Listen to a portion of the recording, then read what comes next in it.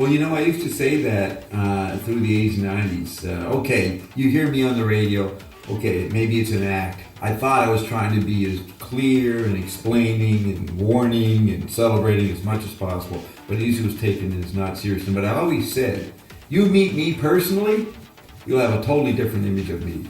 You'll find out I'm not at all what you think I am. And occasionally I would meet someone in the audience and they would be surprised. They would be just flabbergasted the way I was in person, which would be the chemical body.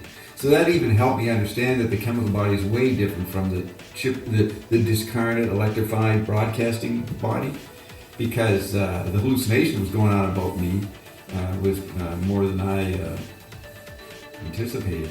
So your reaction, I've had that reaction many times. You know what I mean? And I used to brag about it. I used to tell the stupid sub-geniuses, you guys think I'm an idiot, blah, blah, blah. Dude, come over and meet me. You meet me, you realize I am your J.R. Bob Dobbs. You'll realize what a nice guy, what a neat guy I am, a friendly person, And you see that. What we will say human, but you're not even human. Well, I'm very human, soft, gentle, sense of human, but it's inhuman that I'm like that and then not like that on the radio. That's what you mean by not being human. Something like that? See, okay. No, because we, or you, you are now the most ascending, or the most ascended.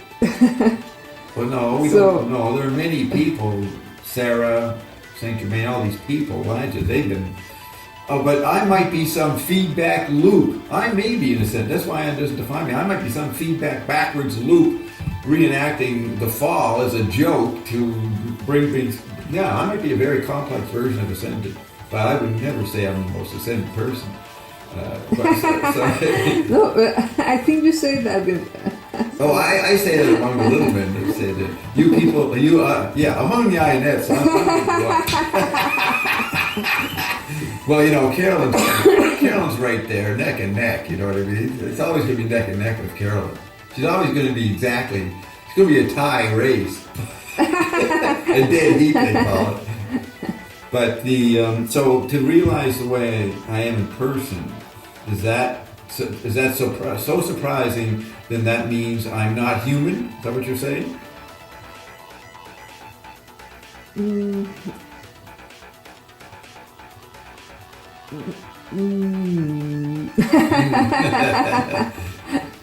We'll start over again. What are you trying to say? Well, you surprised. I understood now many things that are said, like having someone in your force field. And it's not about the emotions. Just looking how you react, how you interact with people, what did you learn about me when we were dancing with the kids tonight in the park? Was that surprising or was that understandable? Playing with the kids. No, you do this like very natural, without effort. You're really following your joy and relaxing and allowing. I'm doing things before it's even thought about whether to do it. I'm dancing with the kids before you can notice whether I decided to dance with the kids, right? It's something like that. Already doing it. Whatever's happening, I'm already involved in it. It's not me sitting back deciding, making a position, saying, okay, I'll do this. Is that what you mean? Yeah, it's very spontaneous. Yeah. Very natural. It's not... I'm not concerned about my image. Mm-hmm. And I see the coherence, because many times you meet these spiritual leaders and wherever, and they're not at all what they are preaching. Right. And I see the coherence. Yeah. And my behavior is coherent with what I present, With what Ion is presenting. Yeah. saying that we should do. Yes. Yeah, like you're here to have fun. Right. And we had fun, and we should put this on record. We go to this amazing park. It was Hitler's airport. It's huge. Tempelhof. What? Tempelhof, Templar's place. What's Hof mean? Hof is like a patio. Hof. Patio, yeah. The Templar's patio.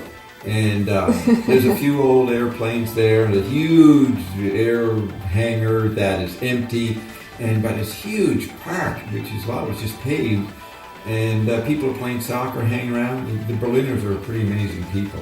This is a different city. Everybody's really a slacker, and they can walk around drinking whatever they want, and they don't bother women. And they come out real late. So it was a great new aspect of Berlin that we experience today. So we go over to this area where they're growing gardens. That just the people's occupied and started growing stuff. And then this guy it was his birthday. He had this recorded disco thing that we could play remote, and we got everybody dancing. But we got talking.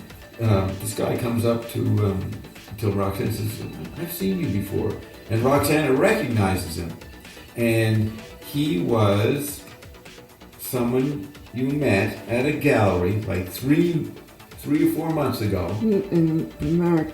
March. You're at the gallery. March 8th. March 8th? That's International Women's Day, traditionally. But you had just started taking the drops, or that was just a special drops experience? What was that? No, I've been taking the drops already since 2010 or But 2011. maybe, right, but you might have gotten the new generation or something, because these drops, you hadn't experienced that night at the gallery. You started to hear Ion talking to you, and you also could read people's minds or body behavior. So you're having this psychic transparency going on. It was disorienting you, and you were talking out loud, and people thought that you were acting bizarre. Well, They thought I was on drugs or something. yeah, and you were, and the Ion says, "Report to Bob." She heard this in the gallery. Had you performed that night? Had you played music? No. I was at the concert with some friends. And then went to the gallery?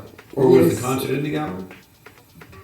Wow, we went near the place where the concert place. That's where the gallery was. Mm-hmm. So you watched the performance. There were some musicians. Yeah. So there was this guy there who you noticed. Well, all of a sudden, tonight, he's talking to you, and you're recognizing each other, and you're reminding him of that night and what was happening to you. And then he said, "Well, who is this guy?" pointing at me. And we explained to him that you heard these voices say, "Report to Bob." And this is the Bob that was said to you back in March. And this guy was from that night. Now he's talking to us. He was brought back to be part of this recognition. The witness of that Now he never heard you. anomaly. Yeah, he had left and gone to a party. So he wasn't there when you were still going through these strange experiences. He may not have even seen you acting odd, right? No, I think he noticed, but then he left. Did he talk to you before he left? No, But you noticed him. Had you ever seen him before in your life? just when I met him that day. That was the only time. Yeah. Okay, so here's this guy. He shows up in this garden park, just wandering around with a British girlfriend, and we start talking, and he's a lively guy, and then we explain that, he's asking, "Why are you with this guy? Who's he?" Well, Ion, we had to tell him a little bit about Ion. Ion told me to report to him, but Bob reported to me. and this guy was part of the beginning of it in March, and now he was there for the completion Well, he of it. was a witness of that thing, and He was a witness of the whole thing, and he showed up. And there's a million. No, what is there? 4 million people in Berlin. Almost. Yeah, millions of people, and he shows up there right in our little spot in a huge aircraft landing place. Why there? No, he comes from the garden, but it was possible that you could have an interesting experience in the garden. But he showed up, and then he ended up dancing with us. So that is an ionic type of anomaly. So I explained this to the English girl and to a couple other people, and they were going, that's absolutely amazing. You know, they basically intuited that sound like a pretty extreme synchronicity, right? So that's an example of what? Of life in Eindu. How your life becomes so magical. Yeah, magical, self-referential. Pre-programmed. What? Fun, yeah. So that's an example. So you witnessed this. Yeah, and he witnessed, and he was there to say, yeah. Yeah. But that's what you're witnessing me around you, is this kind of fun thing that's going on all the time.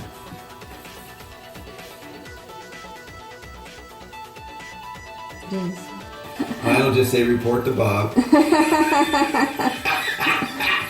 He told you to report. Like, what were you supposed to report to? Signing in, sir. Waiting for my first assignment. Well, one thing that you've done is I've learned about Berlin. I haven't been here since 1936. Of course, I don't remember that at all. They have never been. I read about Berlin in Gravity's Rainbow in 1945, and you were describing life in Berlin in the 90s sounded like a replay at the end of World War II after the wall went down. But definitely, so I talked to this English girl. Here was someone who could speak English, and we could understand each other. I said, is Berlin a different place? And she said, yes, I lived here for 3 years. It's no place like Berlin. And she was confirming what you were telling me. And she wasn't living in Berlin now. She had moved on to somewhere else. But it was good to talk to somebody who could speak English. Richtig. Yeah. So, I recommend people come to Berlin and have Roxana show them around. Do with the Roxana, you bike around, you walk around. You don't take cars, you don't get in the streetcar, you don't take the subways, you mingle, and she can show you what is unique about Berlin. Yep, definitely. You do notice that women can walk around very late and there's no sense of threat. 2 in the morning, they're walking around by themselves and there's nobody even cares. Nobody's even looking at them. And then there's this whole phenomenon of these gangs of kids from Spain and France. They got no jobs in Spain and France. They're hanging out here, and you see them late at night, early in the morning, they're just sitting there drinking, 5 guys and 3 girls, and they just stay up all night drinking. And we don't know where they go in the daytime, but there are these little clans, little clumps of humans floating around in Berlin. And it's easy to float around in Berlin. It's still, what is it? Is it a welfare state? It's easy to be supported? What do you call it? Still socialistic? No, there are still many types of social help. Social help. And we went to a restaurant, an Italian restaurant tonight, and at the end of it I went to pay my bill, and the waiter wouldn't take your credit card. So Roxanne says, well, they're a socialist restaurant, they don't acknowledge credit cards, so I had to pay cash. Don't experience that too much. And they were Italians, and they are serving in Berlin, and they refuse to speak Italian. I mean, German. Refuse to speak German. They will not speak German. Next question. Are you a Berliner? Yes, ich bin ein Berliner. I am the most ascended Berliner. I have found my people. Dobbstown was in Berlin all these decades. I didn't know it.